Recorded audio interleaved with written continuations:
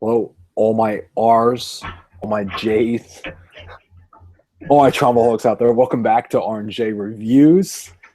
And I'm Joe, as always, the J. I put the J in R&J Reviews. I'm joined here Yes, by you my do. co-host here.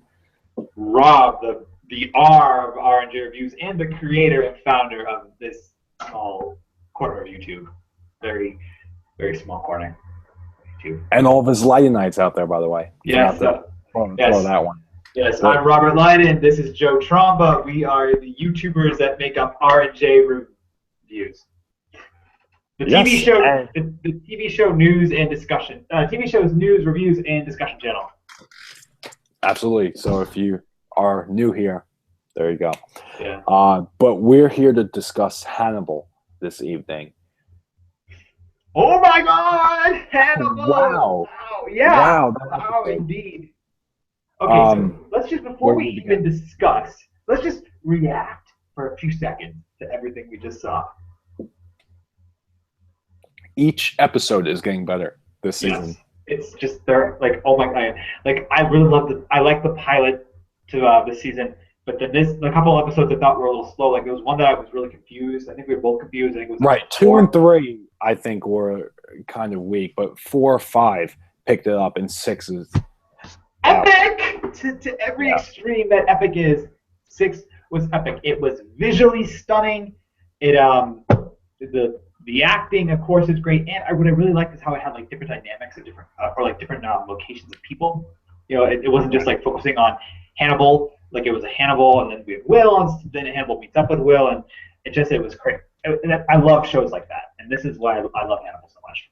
I like, and this is pretty warped to say, but what a monster Hannibal's become. And granted, he's always been a monster, but we've seen him become more and more of this snake that I've been calling him this season. He's more of like a snake-like character, and that really showed this evening, like with the under the table scene. I mean, he's just he slithers and attacks. Hannibal When is the devil. yes, He's absolutely. he's a devil. He is or a demon. He's definitely a demon. He's so freaky, and I mean we thought we were saying Bedelia is icy, but he is just slime. Yeah, yeah. He's really become something else. I mean, that progression of Hannibal alone from the first episode to now. I mean, at his root, his morals are still very much the same. He is the same character, but at the same time, he's adapted, I will say, well, and unlike anything I've seen. And for that matter, Will has too. But I mean, just seeing, especially towards the end of this episode, I mean, we'll get to that. Wow. I mean, the last 15 minutes were insane, and in a different sense than the last episode's 15 minutes were, because the last episode we got that fight, and that fight scene was off the wall too. But this was very different. This was a more controlled insane, if that makes sense. Yes, actually, you know what? I'm going to save my thoughts about the fight when we get to the fight. Let's talk about the episode, the act by act that we have. So, right. The beginning of the episode when Will meets Bedelia again with Jack, and Hannibal's on the run for a moment.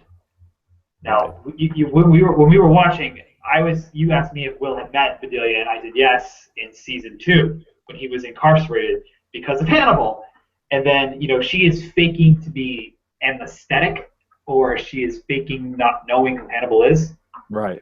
Which is hey, good for her. But then he says to her, "I don't believe you," in the whisper, and that's what she said to him. But she said, "I believe you," in season 2. So I love how it kind of called back to that, and how she still didn't care. Like she's protecting herself from Hannibal. She does not give a crap at all.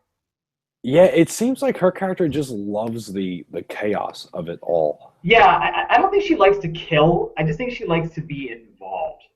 Yeah, she just likes everything going on around her, just being in the war zone right now. That is Hannibal versus Will.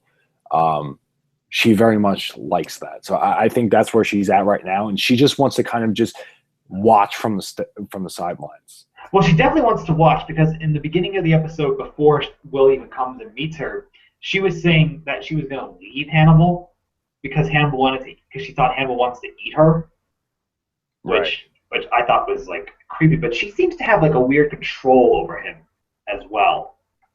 I'm not really sure how to describe it. Do you know what I mean?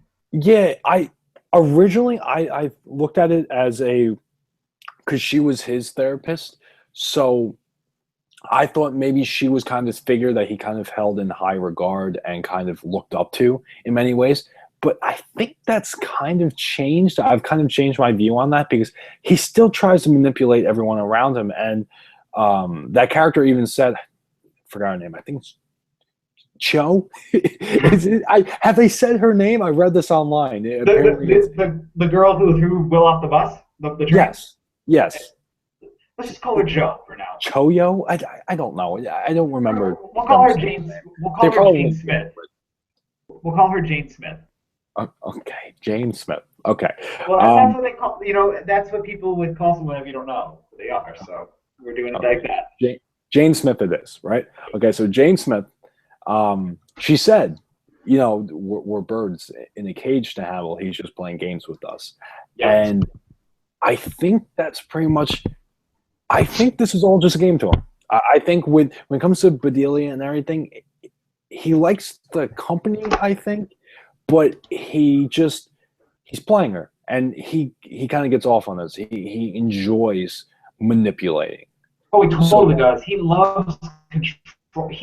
Hannibal is a control freak. He loves to control everything around him. Actually, yes, and he had Bedelia around, and now she kind of drifted away in this episode, and he didn't seem to really care too much. But that's because Will's here. He's got someone else to kind of play to control.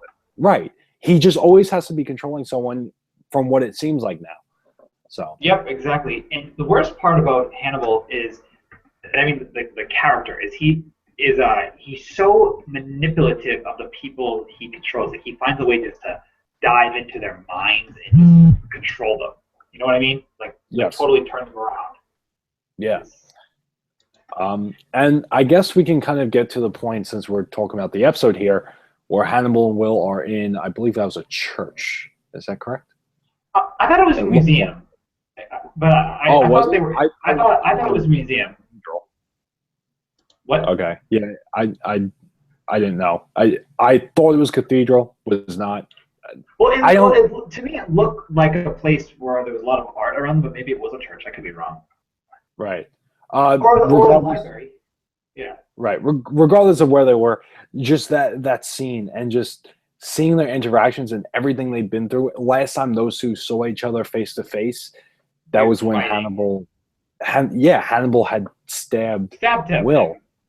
Yep. Yeah. So just to have them kind of just sit there and just kind of talk, be like this, very chill, very nonchalant. Yeah, very much a "how was your day" type situation. It was just, bizarre, and so bizarre. But at the same time, it makes sense. It's what these characters do, and they're just so intrigued by each other. So just to see them come back together like that was very, even though they weren't doing anything really exciting, the dialogue itself was enough to have you on the edge of your seat, if that makes sense. Oh yeah, no, because the second Will sat down next to Hannibal, and they have the creepiest relationship of any character I've ever seen on television. I mean, Hannibal just gets so creepily close to him, and Will doesn't seem to care. Their connection it's messed up. It's very messed up. It's anything but it's not your normal. I mean, let's just say, for argument's sake, that Hannibal is the true antagonist of the show and Will is the relative protagonist. It's so weird to see an antagonist and a protagonist act like that. You know what I mean? Yeah, just like Friends. It's very. It's kind of like where Regina and Emma are in Once Upon a Time. But that changed because Regina stopped with the evil. You know what I mean? Yeah, exactly. Hannibal's still killing. He's still very much evil. It's just kind of it's kind of like ignoring everything else going on just to have a conversation. It's weird, and it's so not weird. something you see too often. But I love it. I love it too. I love it. Yeah. I just find it like I'm intrigued by. I'm intrigued by like everything that happened. I was intrigued by. You know, like it's just. I love this episode. I loved it. And then Will and Hannibal go for a little walk, you know, in Florence because that's what buddies do. And Will gets shot by Jane Smith right in the right shoulder. No, his left or his right. I don't remember. You know, it's okay. He got shot in his shoulder. He got shot, and then Hannibal goes to take care of. And then Hannibal, being the good doctor that he is, goes to take care of him because is that Hannibal's sister? She said she's related to him. Jane Smith? Yeah. I don't know. Well, either way, I don't know. Either way, she has a weird relationship with Hannibal as well because she views Will as a threat to Hannibal, which is why she shot him. Right. I still need to kind of rewatch the episode she was introduced because when it comes to Jane Smith's character, I'm still kind of lost when it comes to her character. I think I missed something when she was introduced, or whatever it is. She still, to me, feels very out of place. So. Yeah, she doesn't fit. She doesn't really fit into the whole Hannibal. Her back and forth with Bedelia, I think, helped. I think we need to see kind of more of that to kind of establish her in this. Yes. Her being on her own, I don't think it's going to help her. So she needs more of those interactions that we saw. Yeah, I like her when Bedelia was drugging herself. Right. So speaking of back and forth, let's talk about Jason Berger's back and forth. Let's talk about America for a few seconds. What was going on there with Mason Verger? Mason, Margot, and Alana. With Margot, right? Margot and Alana. Margot is very much a damaged character, and we saw that last season. And she wants what she wants, and her brother just, he's got this vice grip on her, and he won't let her have what she wants, which is in this case ultimately a child. Yep. And she's still, even though she seems to be going along with Mason, she's just playing nice for now to kind of get by. But she, we hear what she says to Alana where it comes to she wants to get Mason's sperm, and the whole situation is warped. It's so warped and it's so creepy, but like I like Alana. Like I think she's damaged, but I like her personally. I don't think she's a bad or annoying character. Yeah, she's just creepy. It's creepy what she said, but like I like her. Who, Margot? Margot, sorry, no, I like Alana, but I like Margot. She's. Oh yeah, I like Margot too. Like I think she's just damaged. Yeah. Well, when you have your uterus removed by your brother, I think damage is a good way to describe you. Right. I mean that.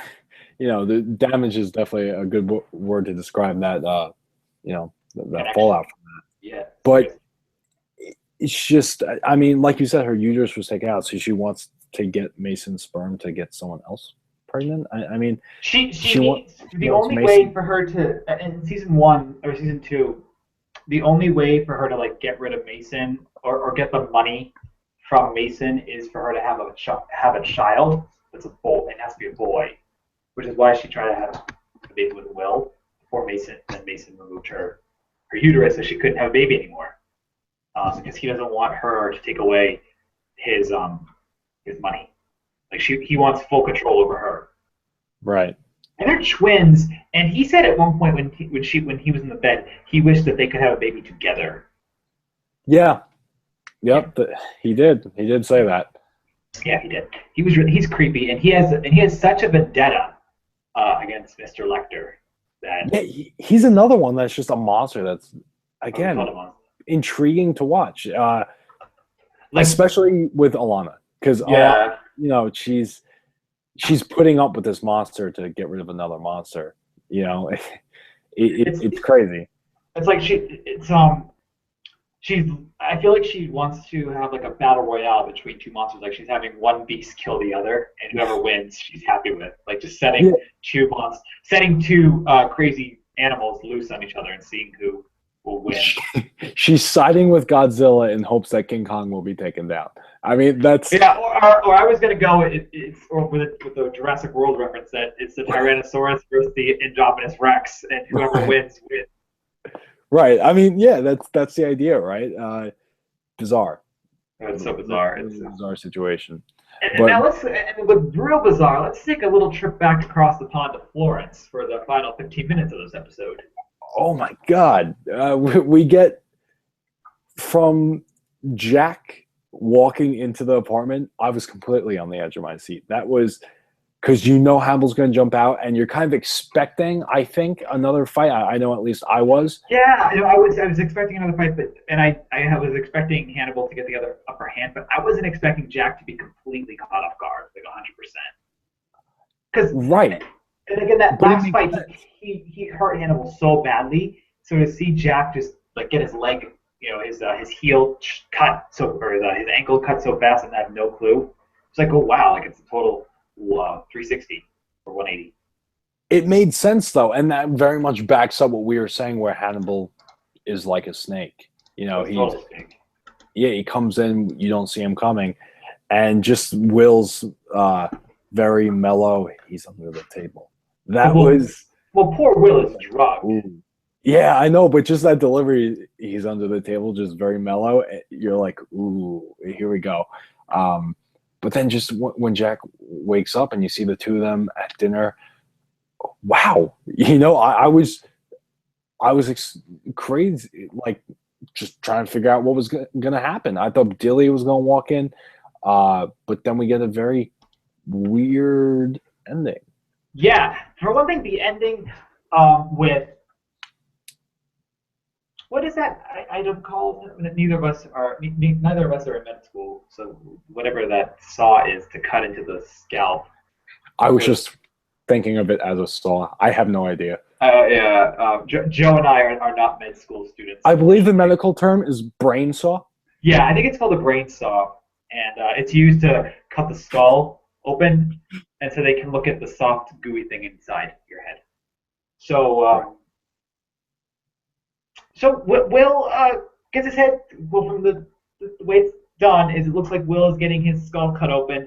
And Jack is screaming no, and the blood is in slow motion. And I think I already said this episode had great visuals, but like even like the blood and how like it has like a reflection of everything was just downright scary and creepy and disgusting. And then it goes to black, and you think it's over, but it's not over, because we have another thing that happens. Is they're tied up. And they're upside down next to each other, just Will and Hannibal in Mason Berger's house. Yeah, and Will isn't bleeding to death from his skull. Yeah, he seems to be in the same exact status or condition that he was before, before what seemed to be Hannibal going into his head. So that leads you to think, and this was pretty much what my guess was, is that Hannibal had the brain saw. Yeah, he totally did. And I think from Jack being on the drugs, I think I guess, reacted too soon, or just, thought he saw it happen. But I think Hannibal, was probably getting ready. And then I think that's when Mason Berger's men probably came in and apprehended everyone involved. But, and we don't know the status of Jack. We don't know. I'm sure he's not at Mason Berger's place, but where is he? Is he still in Florence? Is he okay? I think. Does he know what happened to Will and Hannibal? I mean,